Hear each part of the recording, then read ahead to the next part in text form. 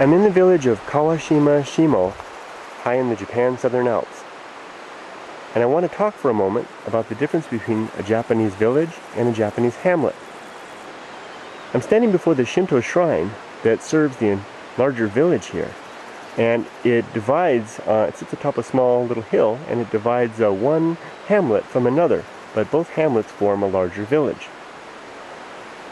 The village concept was originally formed in Japan during the feudal era between 1600 and 1868, although its origins go much further back than that. But it was formalized during that period in order to govern rice output and also population and even religious preference.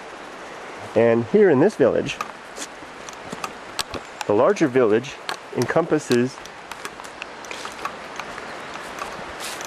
the area behind the shrine. You can see some communities of houses back here.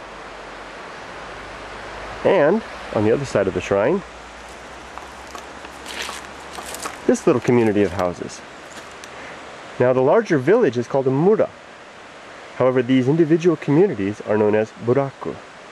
Now be careful when you use that term, because the term Buraku is very similar to another Japanese word, Burakuman, which is a derogatory term for the traditional Japanese underclass called the eta. So be careful when you use that term. It could be it could be interpreted slightly, could make the Japanese uncomfortable when you use it. Anyway, the Buraku is interesting in that it's actually a collection of homes, usually between 10 and 50 homes, and there's some common bonds between the people here. Typically they may all share a common family name. They may all be in the same profession, such as in this case maybe tea farmers or wasabi farmers. And they may also be from a similar lineage, as indicated by the common family name.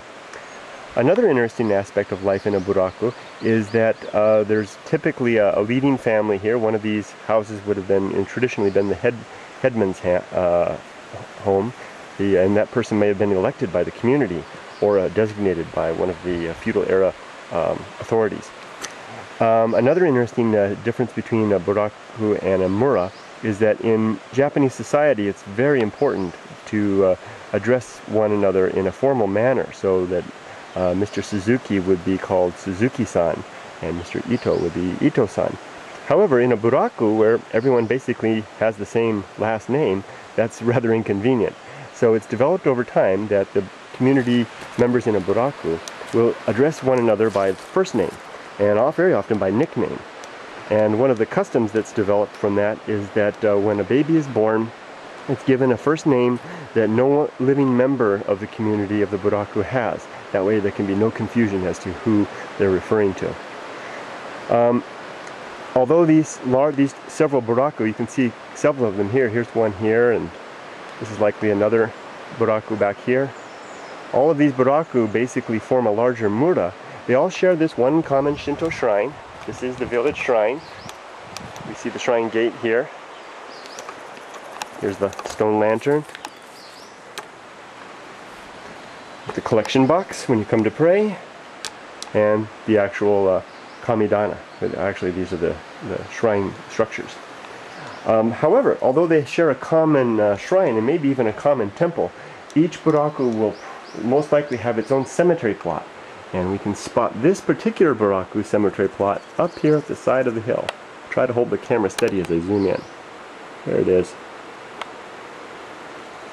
Japanese traditionally place their cemeteries up on the side of hills above the community in order that the spirits of the ancestors can watch over the community.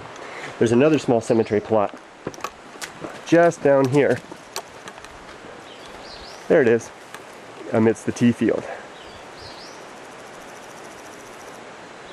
So when hiking or exploring in the Japanese countryside, it's interesting to keep in mind that though you may be passing through a larger village, you also may be passing through several smaller communities, buraku, that have their own character and their own way of life.